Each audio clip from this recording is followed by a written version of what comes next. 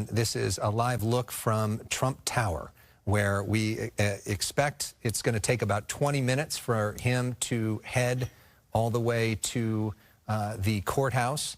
He's leaving Fifth Avenue between 55th and 56th, and here is a look, a live picture now, as we see the former president of the United States emerging from Trump Tower.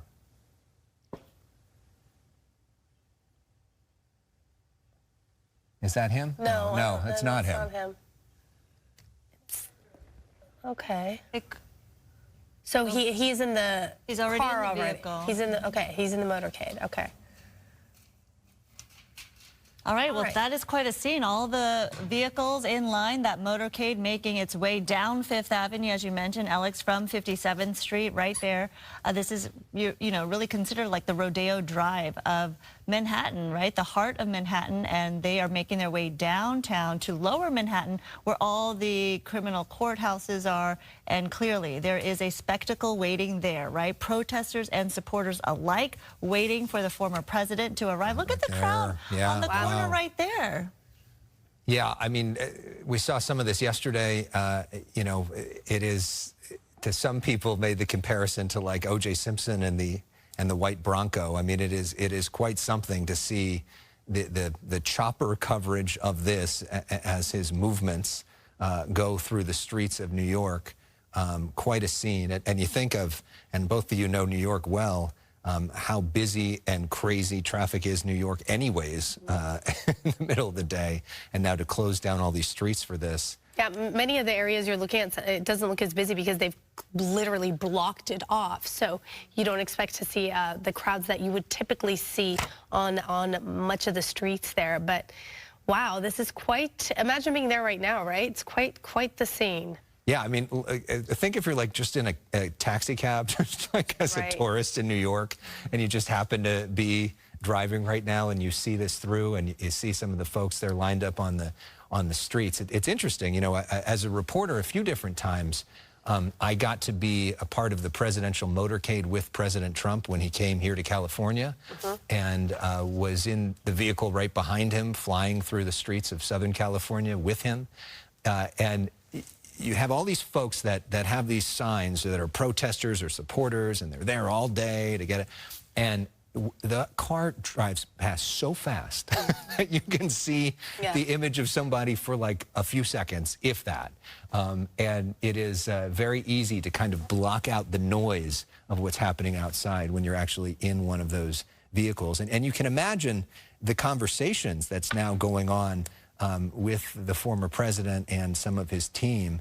In terms of the optics of this, he is somebody, and I've covered a lot of politicians and interviewed a lot of presidents and governors and senators and congresspeople, and Donald Trump is more aware of and sophisticated about the TV camera than anybody I've ever encountered, with possible exception of Arnold Schwarzenegger, who's pretty close. But Donald Trump understands image, understands the way things are produced, understands camera angles and lighting. Speaking in sound bites. Understands sound bites, understands the power of what one shot can mean. And you got to think that he's also thinking about all the choreography of this, of what this image means. Yesterday, his son, Eric Trump, tweeted out a picture of them watching the coverage of the plane flying on the plane, you know, so they were in some ways kind of enjoying it and reveling at the attention. What network were they watching? Exactly. Well, you wonder. Yeah, every network was showing it yesterday, and you presume most of the networks are showing this right now. So we're ahead of schedule then, technically, are we? Because we're actually behind. I think we are, because I thought 11:15 our time was when he was supposed to. Yeah, but he was supposed to leave his place about an hour ago to get there early and do some of the booking, because that's the time of the arraignment. But he's also got to do the fingerprinting and some of the paperwork and all the rest of it. So you know, you thought that he'd get there a little early. This it kind of makes sense, though, that they're going to try to push this to the last potential second. because I can't imagine that it would be both a security risk and, frankly, kind of awkward to be hanging out at the courthouse. So you mentioned how much he likes the attention and the cameras and understands the power of visual media. The fact that there is a gag order, or not a gag order, excuse me, the fact that the judge said there's no video allowed in the courtroom, only still photography. By the way, this judge doesn't allow video in the courtroom to begin with, but they were asked, you know, could you perhaps, there's public interest, could you make an exception? And the answer was no. Do you think that helps or hurts him, or is he disappointed perhaps? I mean, you know, we're speculating, but no, for someone... His team argued to not have cameras in the courtroom. So that's interesting. Why? Yeah. Why do you think that is? I think because I think Donald Trump is used to being in control. Mm-hmm. He likes to be able to control the narrative. I mean, it's part of the reason why he probably left an hour late, so that it was a reminder to everybody, I'm in control. Yeah. You've got to follow this. And this will be one of the only scenarios of his entire life where he is not in control. Remember, since his father died decades ago, he's been in charge of the Trump Organization. He's sitting in the boardroom at The Apprentice as the boss. He's the president. He didn't run for any smaller offices. He didn't run for Congress, where he's one of 435. He's the guy, the commander-in-chief. He likes the idea of asserting power. And in a courtroom, the judge is in control. And he's got to do what the judge says. He has to say, yes, sir, you know, and show some deference and respect. And that is not something he's used to. You know, Donald Trump, as litigious as he is not a lawyer. It's interesting. He has said a lot of very negative things about the judge. And when Trump's attorney was asked about those things, he said, I don't agree with those, basically saying that the judge was biased. Because what you say in a courtroom is different than what you potentially can say on cable news. If you've seen videos of Trump over the years when he was deposed in certain cases, it was a very different version of Donald Trump. The braggadocious, sort of overconfident side was not what you saw. What you saw was somebody who was aware that his words could be used against him. Because, you know, if you lie in a court case, that's perjury. And by the way, Michael Cohen, who's at the center of all this, was convicted of perjury for lying about this case. And he had to spend a year and a half in jail because of that. So speaking of which, he wants to control the narrative in this case, so no cameras in the courthouse. We were hearing earlier this morning reports from his attorneys that he did want to make a statement perhaps before entering the courthouse. So that'll be very interesting to see once he gets off of his vehicle, out of this motorcade, if he's going to address the media. As you were mentioning, Alex, some waiting for 18 hours to get a spot in that courtroom. So clearly he knows that everybody is waiting there for him, and what he says will make the difference, and really trying to control really his message, right? Well, yeah. So, and we know that Alvin Bragg, who is the district attorney, who decided to go forward with these charges, we know he is going to address the media. He's got a press conference scheduled for around 12:30 our time, give or take, depending on when this thing ends. And when this case happens and the arraignment happens, that means the indictment will be unsealed, and that means it will get into the media's hands where all of us are going to be able to read it. And he's going to give a press briefing to announce his side of the story, to explain the charges, to explain why he's doing what he's doing.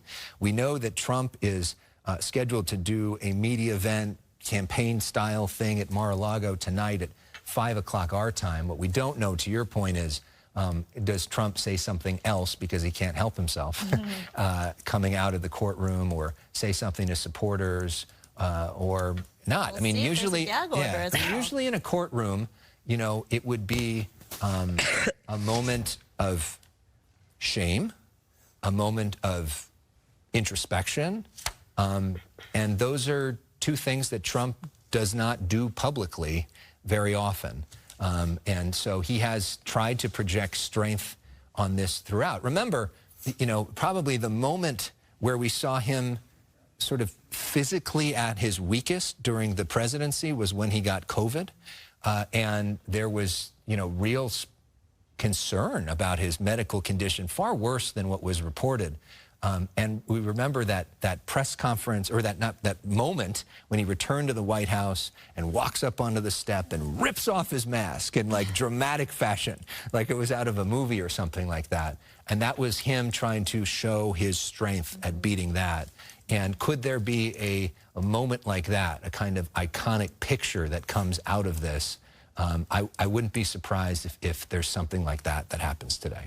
Absolutely, and I wonder now if he chose to go down the FDR along the East River right here as a way for the cameras to get this motorcade shot. There are other ways he could have gotten down to lower Manhattan, but this is a clear shot that we've been watching this whole time for several minutes now, making his way from Midtown Manhattan, from 57th and 5th, down to the courthouse area. So it is very interesting because of certain flight restrictions, especially with helicopters in that very condensed Manhattan borough, that they are not allowed to fly and get this shot if he chose to drive down Fifth Avenue in that very crowded corridor. So again, as you're saying, he is a master in terms of controlling the narrative, his own story, and how to spin it, as well as play the media in terms of optics. So very clearly knowing that there are protesters and supporters waiting down there for him as well, and whether he'll address them, it remains to be seen at this point. But we are taking a live look in the corner of your screen right there on the left-hand side. You see what the picture looks like from the courthouse area where, again, according to New York City Mayor Eric Adams, the full force of the NYPD is out and working today in full uniform because of this unprecedented historic event that's happening and playing out right before our eyes. So I want to talk about for a minute, because arraignments, the way they are, we mentioned typically the process is pretty cut and dry. He goes in there. We expect, of course, him to plead not guilty. What happens after that? We have to wait to see whether or not the judge issues that gag order, because his plan is to, whether or not he addresses the media outside of the courtroom is one thing, but he has some big plans tonight. His plan is to fly back to Florida, go to Mar-a-Lago, and he plans to have a big, I don't know if you want to call it rally, but it's his moment to have his big speech, right? That's on his turf, and that is, again, once again, if you want to talk about control, under his control. On his place. He doesn't, there are a lot of variables on the streets of New York, which is why the Secret Service is probably not going to want him out on the streets. It's a city that is not very pro-Trump at this point. There are a lot of strange people on both sides that have shown up for this whole thing, too. If you go to Mar-a-Lago, that's a private club. It's completely in his control. He gets to control the guest list. He has his security, saying who comes in and who comes out. That's a much more favorable environment for him, as we just saw somebody with a sign, nobody's above the law. So, Trump has asked for his supporters to come there to New York to protest this, but we also see a lot of people who live in New York who are pretty hardcore partisan Democrats who are in favor of this. And that's part of the calculus on all of this, is everybody's got different political motivations here, right? So there are some, even moderate Democrats, who look at this and say, makes me uneasy. I don't love the concept of a president being indicted. I don't love what that could mean for the future of our country in terms of a politician on either side now becomes a criminal target going forward. There's some folks, even on the left, and certainly some Trump, haters on the right, who say this isn't the case. This is not the case. Maybe the January 6th or what happened in Georgia, maybe those are the case, but this shouldn't be the case. But Alvin Bragg is a DA in one of the most liberal, most democratic cities in the entire country. And if among Democrats, recent polls show 90% of them support this idea of indicting Donald Trump, and really, they don't really care why. They think he's guilty of a lot of stuff, and they're happy that somebody's doing it. So whatever the charge is. Right. So this is, for Alvin Bragg, whose constituency is liberal New York Democrats, this is good for him. That's a different constituency than necessarily swing voters who are in the middle of the country. But that's not who Alvin Bragg has to worry about, because he's not running in their election. And that concept is what makes people uneasy about this whole thing, the politicization of this, where Alvin Bragg is a partisan figure, as compared to like the Justice Department on some of their investigations, who are not, you know, inherently as much a partisan political institution. Here we go. It looks like he made his way down to Lower Manhattan right now. People exiting the cars, the vehicles there involved in the motorcade. See a lot of aides, security, Secret Service members in dark suits. And we are waiting to see former President Donald Trump exit his vehicle. We can't determine. Is that him right there? Can't tell. Did you see a red tie? It's very difficult Usually to see from this vantage point. Well, everyone's in a suit too, you know, so it's tough to make out. I assume he went in because all those people followed. He likes people around him to be well-dressed, too. That's an important part of the whole image of being in Trump world. Yeah, I can't tell. All right, so what about, do you know, I don't know if you know the answer to this, but what's business like in the courtroom today? I mean, as far as everything else. So they actually cleared the docket. So part of the reason that this is happening in the afternoon and not the morning is they said, we're not going to do any other cases because this is going to take up so much room and be such a distraction that we cleared it out. It's Trump only. So another acknowledgement that although the concept is you want him to be treated like any other defendant, he's not any other defendant. And for logistical and security purposes, he's going to, you know, basically have the place to himself. Okay. And, you know, things are changing by the minute, by the hour. We've been monitoring this since the morning, and the fact that he was tweeting on his own social platform, Truth Social, that he wanted a change of venue. This is something, Alex, we were talking about because of the fact that, as you were talking about, Manhattan is so liberal. The former president does want a venue change, and so that's something they're going to be talking about in the courtroom as well. He wants it to be moved to the more conservative borough of Staten Island. Whether that's going to be done, obviously, we don't know at this point. What are the chances of that? Yeah, it's a major play. Not great. Usually that is not the kind of thing that happens, and it would be surprising if that was granted, but that may be part of what we here in that courthouse today. Now, in terms of, we will not actually hear it in the courthouse. Part of the challenge for these reporters going in there, it's similar to reporting at the Supreme Court. I don't know if either of you have ever done that before, but essentially reporters are not being allowed to bring in any sort of voice recorders. They're not allowed to bring in any digital material. They basically got to go in there with a pad and paper and write down what they observe. So we do not expect to have an audio transcript of this. We know that there is not going to be a video transcript either. So it's going to be difficult. I mean, maybe there is some reporter who live tweets it and then they never get invited back or gets kicked out. But there could be some delay because of that from when this arraignment actually starts until we hear what actually happened. For those of us that have reported at the Supreme Court, sometimes when there's a big announcement, they literally have, like, some of the younger people on staff are called runners, and they'll run out the opinion because they're trying to get out there first to the cameras. I've actually been in that situation before, and you could see something like that where the reporters inside all start to sort of run and file and head to cameras, where we then start to get some more information. It'll be interesting also to see how the DA's office releases the indictments and when we can get our eyes on them. But just some confirmation, when we did see that individual walking in, that was President Trump, and President Trump is inside that courthouse now. Okay, so we talk about the amount of support that he has right now and how his coffers, you know, $8 million has been raised since this indictment was announced, which is a significant amount.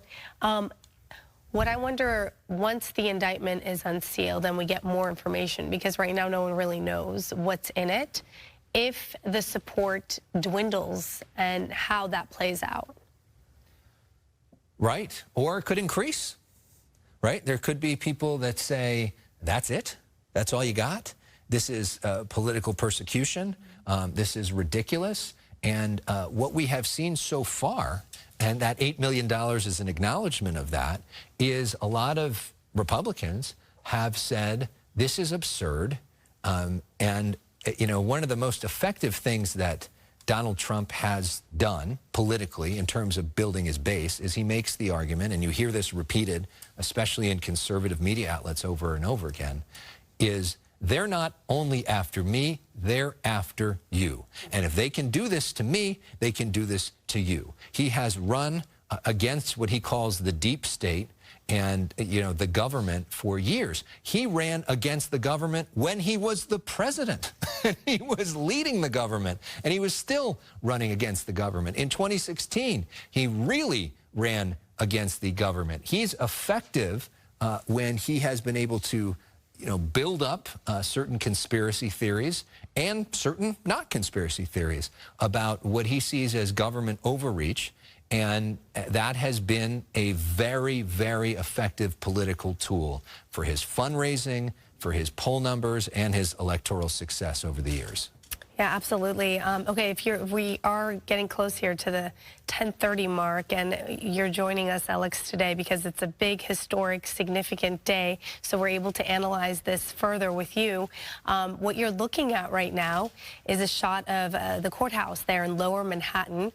You see outside there a ton of security, lots of media presence. I don't know how they're keeping crowds away, but trust me, there are definitely crowds in this area.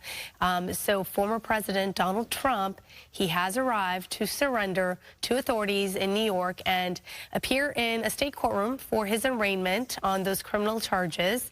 Again, a historic event. It's a big deal. We are going to see what is inside of that indictment once it is unsealed.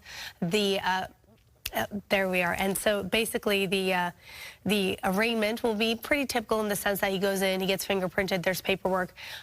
We don't think there's going to be a mugshot. We know for a fact there's not going to be any kind of a camera inside of that courtroom. That judge has not allowed it. There will be still photography. But as Alex pointed out, reporters who are allowed to go in, they cannot take any electronic device with them. So it may take some time before we know exactly what happened because they're going the old-fashioned way, right? We have pen and paper. So here we go. There it is. There's the shot of him as he enters the Manhattan Criminal Courthouse, and that's where he's set to be arraigned, set for 11:15 Pacific time. The judge denied a request from media outlets to allow cameras in the courtroom, as we've been talking about, but 5 photographers, still photographers, will be allowed inside to take still photos before the hearing begins. Now, the grand jury indictment is sealed, but of course we will find out what it is going to entail in terms of 34 felony charges stemming from suspected hush payments to Stormy Daniels. So that's some video from outside Trump Tower. That was when he left his place to head to the courthouse.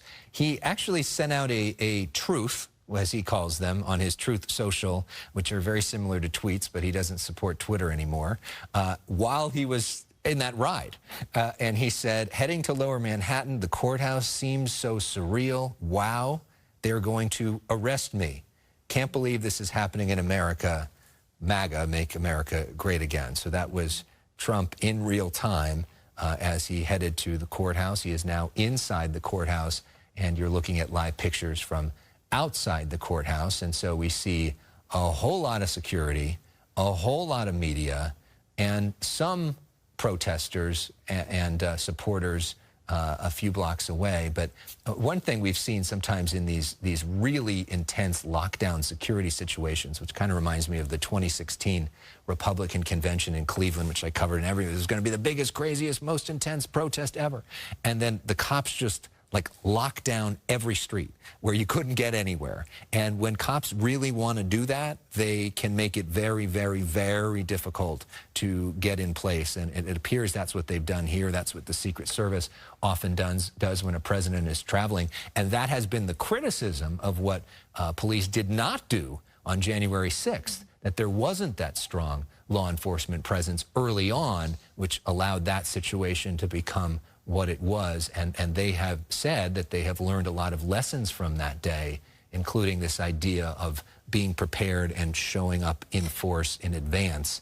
And it looks like that's what we're seeing now in New York. Yeah, you could tell from this vantage point where the camera is. Obviously, there's a corral where the media is and where the media can be. And then there is that space, that security zone in terms of denying access to the public and the media in order to make sure that things are safe and that the former president arrives there with his motorcade, as you see.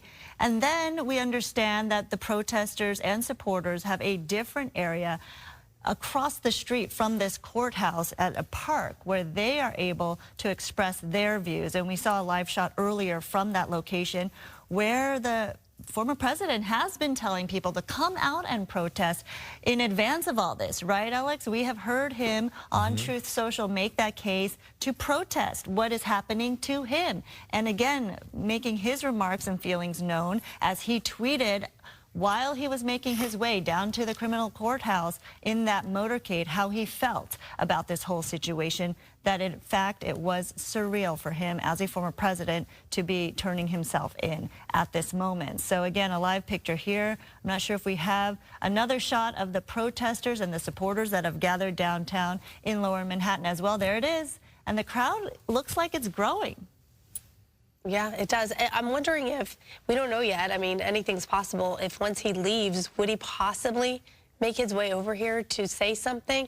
It seems like all we know is his plan tonight to fly back to Florida to have that big speech he plans to give around 8 o'clock this evening in Mar-a-Lago. Chances of him coming here probably, it would just create... Well, it's a massive security threat, and the Secret Service would certainly advise against it. There were images from earlier this morning of Marjorie Taylor Greene.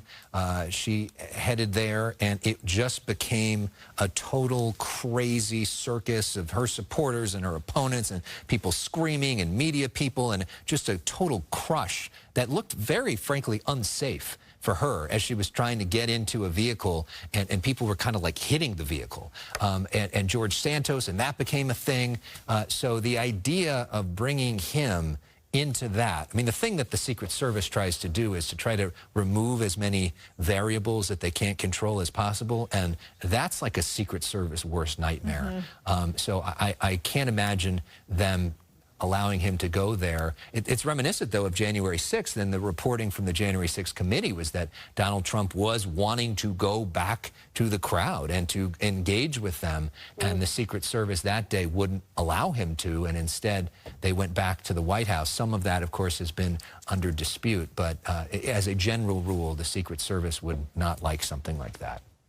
And just geographically speaking, this point in Lower Manhattan is very close to Staten Island, the southernmost borough of the 5 boroughs in New York City. And so if you're going to go on the theory that they're more conservative supporters of the former president in Staten Island, if they wanted to come to support this whole historic day for the president, they have easy access to just take a ferry or a train across the Verrazano Bridge to get to this point. So this is kind of a central point in terms of supporters and protesters alike being able to congregate here for this moment.